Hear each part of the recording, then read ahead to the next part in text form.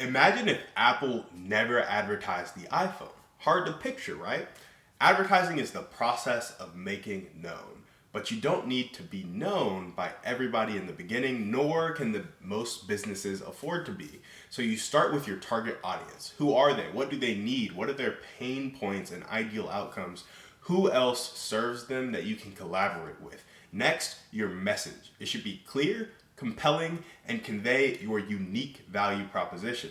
Then choose the right channels. Where does your audience spend their time? Tailor your strategy to these platforms for maximum reach. Don't forget to set clear goals. You got to keep in mind what you want to achieve with your advertising. Is it more sales, brand awareness, or something else? Lastly, measure and adapt. Use analytics to track performance and be ready to tweak your strategy for better results. With these steps, you're on your way to creating an advertising strategy that not only reaches, but speaks to your audience. All right, so now that you guys are on your way to really forming that advertising, you have a general idea of that advertising plan and how we can execute it. Let's dive a bit deeper into all 5 of these and just get my take on some of them. So when you think about your target audience, it's really important that you define and understand who you're talking to. And there are a couple of exercises and questions that you can answer, but mostly those questions are going to be around demographics, psychographics, and buyer personas. You need to know your ideal customer, your target audience so well. Like, give them a name. I read this in a book somewhere, where it's like, hey, my ideal client is Susan. And Susan is a 45-year-old woman that goes to yoga on Tuesday and Thursday. She has 3 kids, and her ideal outcome in life is to be healthy at an affordable cost. And the pain point is that she used to be overweight, and she joined Orange Theory to lose weight over 5 years ago, and now she's an instructor there, or something like that. So now you know you're talking to Orange Theory instructors that have been there for 5 years or more, that used to be overweight, that have 3 kids, that really love fitness and health. And maybe you sell them stay thin granola bars or something like that. I don't know. But the idea is that you know the demographics, so just their physical characteristics and things about their life, but then the psychographics. What are they scared of? What do they really want in life? What are their hobbies? Where do they spend their time? And their buyer personas, like when are they buying, why are they buying, and I know a little bit less about buyer personas, but with kind of the RIAs that we work with at work, we're asking questions of like, hey, when are you guys actually allocating client capital? When are you guys choosing to put towards alternatives or reformat your portfolio allocation? Like, we're asking these types of questions. I'm trying to think about what is ideal for me to say was like what I need to kind of reel in, but I think I touched on it in a vague enough way where it's like, hey, we're just trying to get an idea of what you guys are doing when you're doing it so that we can sync up with you. And I think that's why you could need to understand buyer personas, how the capital is spent, when the capital is spent, all that good stuff. And so when you have an understanding of that, you can advertise well because you can talk to them where they are. And then, of course, that understanding helps you build your message clarity. And so if you know their ideal outcomes and you know their pain points, you can craft a compelling message that resonates with the audience. And if they're not responding or you're missing, it might just be because you don't know them well. You don't know exactly what they want to see. But when you know what they want to see and what will catch their attention, some of that is just baseline marketing skills, and then some of that is just knowing your audience. So that clarity is important. You don't want to be telling them you can do 15 million things for them. It's like, hey, you have this problem, I have this solution. It'll help you because I'll do it like nobody else has done it before, and pay more attention to you and work harder, and I have this supplement in there, or I have this piece of technology that really helps you out. And then of course the emotional appeal. Use the words that they use. And when you mirror people, it'll help them see themselves in you.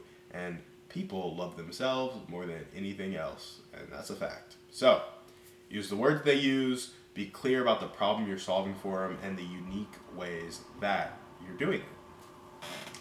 And then After you have your message clarity, you have your target audience, you need to know exactly where they are so that you can hit them in the right way. For example, if you are targeting 70-year-olds for estate planning, you are probably not going to advertise on TikTok. You need to know where 70-year-olds spend their time. And then if you're targeting specific 70-year-olds for estate planning, you need to know where those specific 70-year-olds spend their time.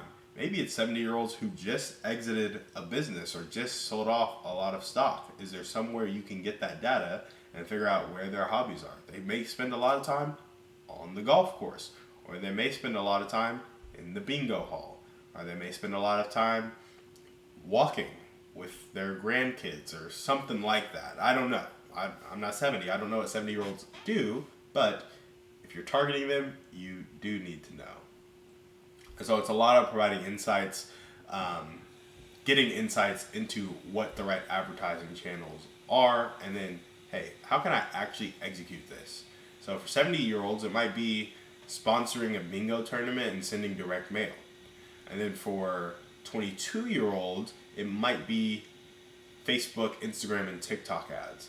And then for 45-year-old accountants, it might be partnering with associations that host accountants kind of in the middle of their career to the kind of not ending stages, but more advanced in their career.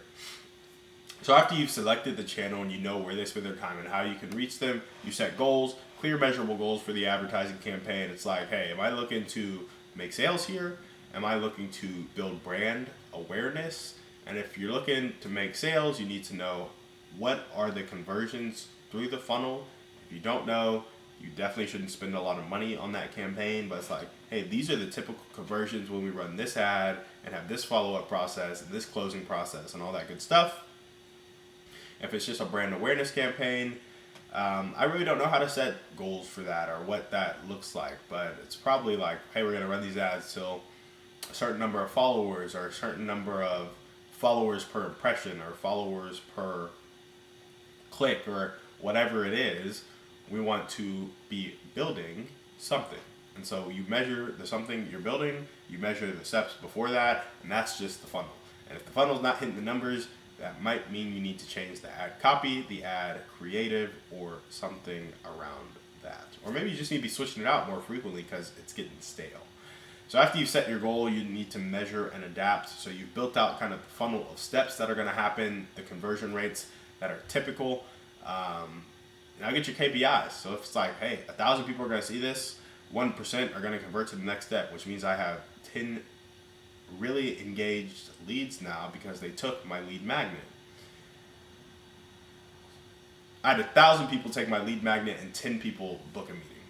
Let's say that. That's really bad conversion. You should probably get a better lead magnet, but let's say that's how it is.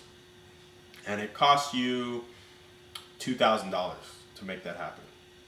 For $2,000, you got really good lead magnet for $2 a lead, but then poor conversion to a meeting, maybe because your follow-up process sucks or your lead magnet isn't very relevant to the next step of your process. Regardless, so $2 per lead to get the lead magnet, but then you spent $2,000 for 10 meetings, so $200 per meeting, right? $2,000 spent to this point, not counting labor, and then you close 2 people, but you close them on $5,000 sales. It's like, oh, that makes sense. This funnel works. And the analytics work because I made $10,000 and I spent $2,000.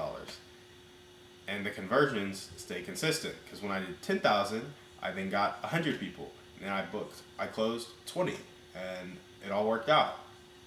And this is going really well.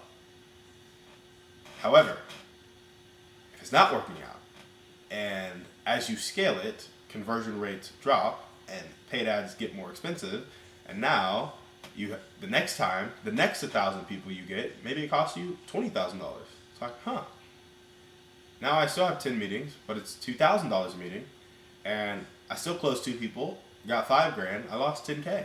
So maybe I need to adjust this ad copy, ad creative, or the offer. Probably the offer last. If it's an offer so good it makes people feel stupid saying no. but just follow the analytics through the funnel. It's like, hey, this is where it's supposed to be. How is it tracking? And as you ask yourself that question, you can adapt your strategy based on data. And that's what's key to marketing, data.